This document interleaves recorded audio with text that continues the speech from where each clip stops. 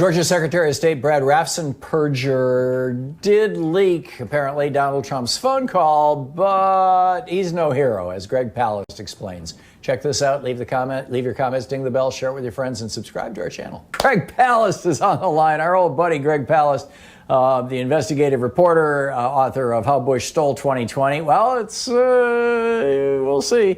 And intrepid purveyor of information. Greg, are you down in Georgia still? I'm in Georgia. I'm in the...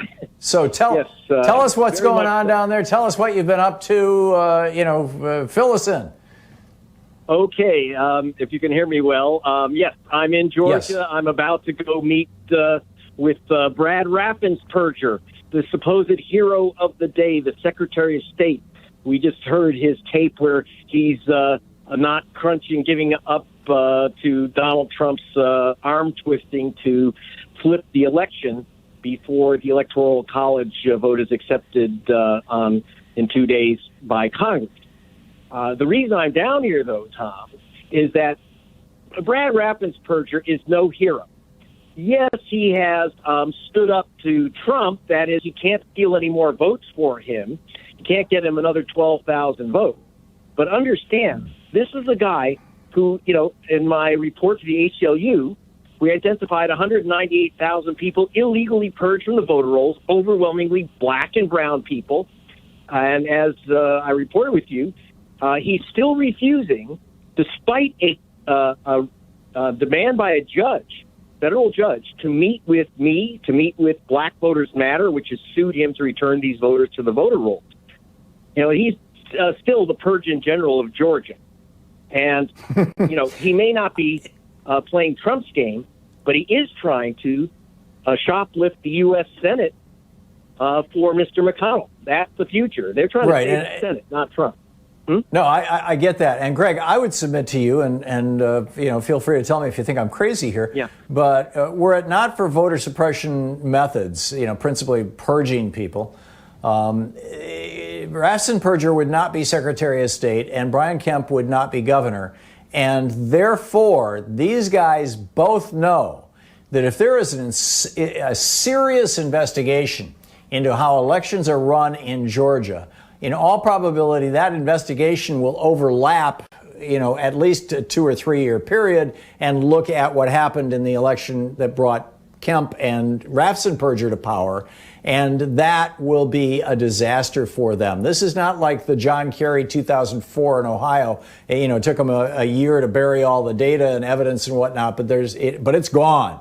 It's not gone yet in Georgia. And if they were to say, Trump may be onto something. We need to have a commission. We need to look into this. Let's do a thorough deep dive, a big systemic one that involves Democrats looking into it as well as Republicans. He'd be toast, would he not? Absolutely. The idea that he's some type of hero defending American democracy is nuts. Okay, understand, this is the guy, again, he's been sued for illegally removing 198,000 voters. We've got many of them on camera, as you know, Martin Luther King's 92-year-old cousin and several others. But even more important, we have the names and addresses of those voters he wrongly removed. They said they left Georgia. They're right here. I'm talking to them. They're on camera. The post office verifies that they haven't moved. And his office literally misled a federal court saying that they had checked with the post office. That's required by federal law. I mean, it's not just common sense. If you say someone's moved out of the state or out of their county, you have to verify it with the post office. That's common sense and federal law. He didn't. In fact, they misled the court and said that they did. We confronted their director of elections last week. That's when I was chasing him around the Capitol building and finally caught up with him. They literally shut the Secretary of State's office. So Raffensperger literally shut his office, locked the door, turned out the lights, and left their phone number on a door which went to nowhere. We found his director of elections hiding in another building. We hunted him down and confronted him. Why did you mislead a court about checking on where these voters live? They're right here in Georgia, but you're denying them the right to vote. This is also the guy that tried to sneak in a rule. We caught him that said, if you don't register a car in Georgia, you can't register to vote because they supposedly need that to verify that you actually live here.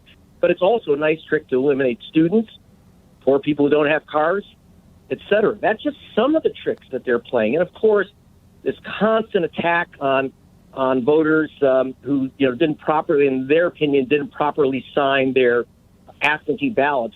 And almost all the absentee ballots coming in were Democratic ballots. And there were tens of thousands which were rejected in the last election. And as you say, we've been covering this actually since 2014. But we know that this purge game and the other trickery, Jim Crow trickery, by his predecessor, Brian Kemp, who appointed Raffensperger to take his place, that trickery elected Kemp as governor. And, yeah, they don't want to open up this investigation. We would love to have an investigation. But that's the last thing you're going to do. But I'm going to go over to the Capitol right now and try to ask him again. To what extent is this this blatant and this widespread in other states? And is it exclusively red states and purple states controlled by Republicans? Pretty much. When you get to, Democrats do steal votes, but from each other during primaries. That's the main problem, like in places like California and New York. But the truth is that if you're going to remove black voters, you're going to remove young voters and brown voters. Like Ishtar Diaz is one of the voters. I just met him at his house. He's still living there. They said he moved out and they got rid of him. So, yes, it's mostly a red state. And the reason I've been investigating Georgia is that this is the swing state of swing states. I've always said it is because there were, it's a white minority state right now. So the Republicans are desperate to hold control, and they need it for those 2 Senate seats. So when you talk about new Jim Crow tactics, they tend to be taken for a test drive in Georgia. And so, again, Raffensperger is absolutely no hero. It's just that he has his eye on the ball, shoplifting the Senate race. He doesn't have time to play games with Donald Trump, which might actually land him in prison. There's going to be a very different Justice Department in 3 weeks. Yeah, God willing. So let me just get this straight, Greg. You said that Raffensperger has knocked 197,000 people off the voting rolls wrongly, people, mostly black and brown people in Georgia. Yeah. He's only been Secretary of State for a couple of years.